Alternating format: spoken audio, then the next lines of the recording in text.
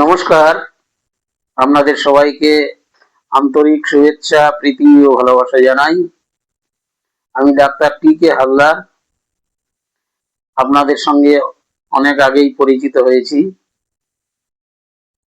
আপনাদের কাছে বিভিন্ন রকম রোগ বিষয়ক আলোচনা রেখেছি। আপনারা শুনেছেন, দেখছেন, ভবিষ্যতেও দেখতে থাকবেন। অনেকেই অনুরোধ করেছে যে কিছু কিছু রোগ বিষয়ক বড় ভিডিও পাঠান। ছোট ছোট ভিডিও তো আপনি দিচ্ছেন, বড় ভিডিও এর আগে আমি দিয়েছি। সন্তানহীনতায় যে সমস্ত বাবা মারা ভুগছেন সেই বিষয়ে আমি ভিডিও দিয়েছি। সেগুলো দেখে অনেকে আসছেন, যোগাযোগ করছেন, চিকিৎসার মধ্যে রয়েছেন।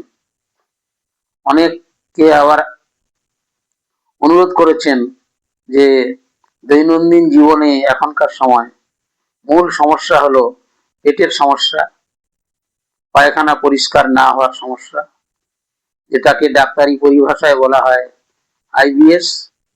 সেই আইবিএস সম্বন্ধে আজকের আপনাদের জানাচ্ছি। আইবিএস কথাটার মানে হলো ইরিটেবল বাওয়েল সিনড্রোম। সেখানে কি ঘটনা ঘটে? সেখানে দেখা যায় কিছুদিন শক্ত পায়খানায় ভোগে, আবার কিছুদিন পাতলা পায়খানা হয়, আবার কখনো কখনো শক্তও হয় না, পাতলাও হয় না, এরকম একটা অবস্থা।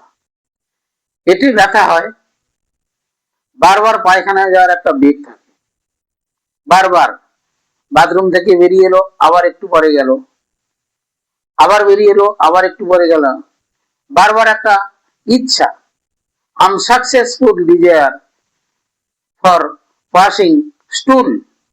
পেট পরিষ্কার না হওয়ার জন্য তার একটা অস্বস্তি বা হালকা ব্যথা পেটের মধ্যে থাকে। সে তৃপ্ত হয় না, শেষ হয়ে হইল না শেষ, এরকম একটা অনুভূতি। আর পেটে বাতাস জমে, পেট ফাঁপ হয়, ঢেকুর ওঠে, একটা বিরক্তিকর অবস্থা। এই অবস্থার জন্য সে কোথাও যেতে চায় না, ভয় পায়, অ্যাংজাইটিতে ভোগে, টেনশনে ভোগে, অ্যাপ্রিহেনশনে ভোগে, উদ্বিগ্নতায় ভোগে। তাহলে এই রোগের মূল কারণটা কি? এই রোগের মূল কারণ হচ্ছে অনিয়মিত জীবনযাপন করা। অনিয়মিত জীবনযাপন কিরকম? রাত্রে অধিক রাতে ঘুমায়, অধিক রাতে খেতে যায়, তেল মশলা বেশি খায়, রাত জাগে, জল কম খায়, শারীরিক পরিশ্রম করে না, হাঁটাচলা করে না, শুয়ে বসে জীবন কাটায়। আর কি করে? আর সবসময় মেন্টাল অ্যাংজাইটি বা মেন্টাল টেনশন বা স্ট্রেস বা অ্যাপ্রিহেনশনে ভোগে। কিরকম? অফিসের বস হয়তো তাকে বলেছে যে এই কাজটা আজকের মধ্যে করে দিতে হবে, 3 দিনের কাজ একদিনে করে দিতে হবে। এরকম যদি দিনের পর দিন হতে থাকে, সে তখন তার অ্যাংজাইটিতে ভোগে, টেনশনে ভোগে। এই ধরনের অ্যাংজাইটি বা টেনশন বা মনের স্ট্রেস, তার সঙ্গে অনিয়মিত জীবনযাপন, ঠিক মতো সময় খায় না, ঠিক মতো সময় ঘুমোতে পারে না, ব্যায়াম করতে পারে না, শরীর দিকে নজর দিতে পারে না, জল কম খায়, শরীরের ওজন বেড়ে যাচ্ছে, খাবার তৈরি করার সময় নেই, ফাস্ট ফুড খেয়ে নিচ্ছে, তেল মশলা খেয়ে নিচ্ছে। এইগুলো থেকে এই রোগটা হয়। এই রোগের তাহলে যেটাকে আমরা বলি অল্টারনেট কনস্টিপেশন এন্ড ডায়রিয়া, কোনোদিন কিছুদিন শক্ত পায়খানায় ভুগছে, আবার কিছুদিন পাতলা পায়খানায় ভুগছে, তার নির্দিষ্ট কোনো স্টুলের চরিত্র নেই বা বৈশিষ্ট্য নেই। তাহলে যখন শক্ত পায়খানা হচ্ছে সে তখন বাজার থেকে ওষুধ কিনে খেয়ে নিচ্ছে, আবার যখন কিছুদিন পরে তার পাতলা পায়খানা হচ্ছে সে তখন আবার বাজার থেকে ওষুধ কিনে খাচ্ছে। সেটা যে তার আইবিএস এর লক্ষণ সেই ধারণা তার থাকে না। এই জন্য আপনাদের কাছে আমার অনুরোধ, আপনারা যখন কোনো রোগ লক্ষণে ভুগবেন, আপনারা দোকানে গিয়ে জিজ্ঞাসা করে ওষুধ খাবেন না। ওষুধ জিজ্ঞাসা করে খেলে, ডাক্তারের সঙ্গে পরামর্শ না করে ওষুধ খেলে আপনার রোগের থেকে আপনি শান্তি পাবেন না। রোগ আপনার সুস্থতার দিকে এগোবে না। আপনাকে তাহলে কি করতে হবে? আপনাকে তাহলে জীবনশৈলী বা জীবন চর্চার ক্ষেত্রে একটু পরিবর্তন আনতে হবে। সেগুলো কি? সেগুলো নির্দিষ্ট সময় খেতে হবে, তেল মশলা কম খেতে হবে, রাত জাগা চলবে না, 6 ঘন্টা মিনিমাম 7 ঘন্টা ঘুমাতে হবে, শারীরিক পরিশ্রম করতে হবে, হাঁটাচলা করতে হবে, ওজন কমাতে হবে, জল বেশি খেতে হবে, মিষ্টি জাতীয় জিনিস অ্যাভয়েড করতে হবে, রেড মিট অ্যাভয়েড করতে হবে, ডিমের কুসুম কম খেতে হবে।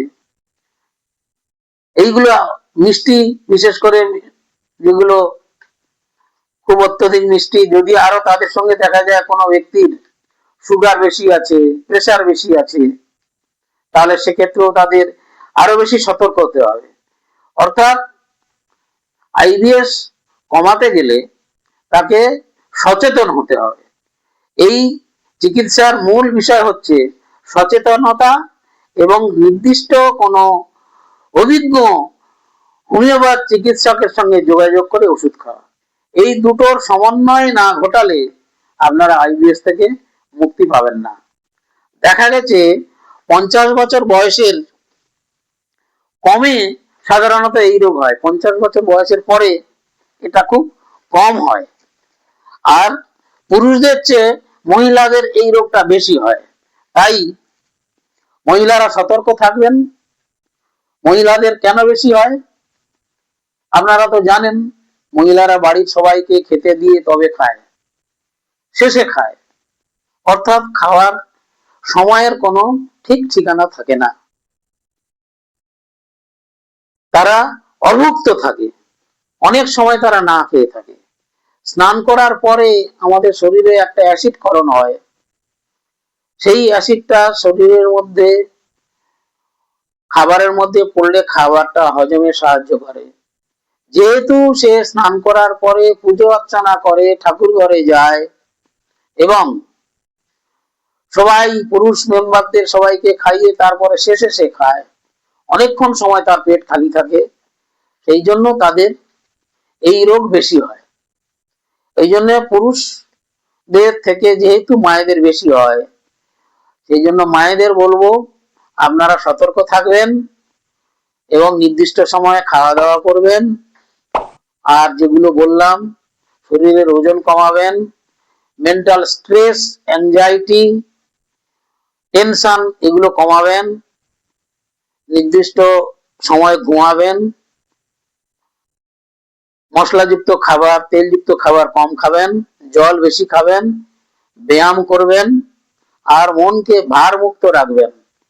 মনকে ভারমুক্ত রাখবেন।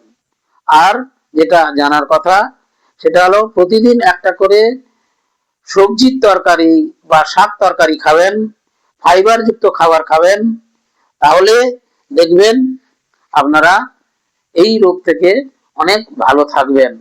পরিশেষে আপনাদের জানাই যে অভিজ্ঞ চিকিৎসক যিনি জানেন, যিনি চিকিৎসা বিষয়ের গভীরে ঢোকেন, যিনি চিকিৎসা বিষয়ক ভাবেন, রোগ নিয়ে ভাবেন, নিয়মিত পড়াশোনার মধ্যে থাকেন, আপনাদের মনের কষ্ট বুঝতে যিনি চেষ্টা করেন, এই ধরনের চিকিৎসক যারা যারা বিভিন্ন পেশায় যুক্ত আছেন, সময় পেলে চিকিৎসা করেন, এই ধরনের চিকিৎসকদের কাছে আপনারা গেলে আপনারা রোগের নিরাময় পাবেন না।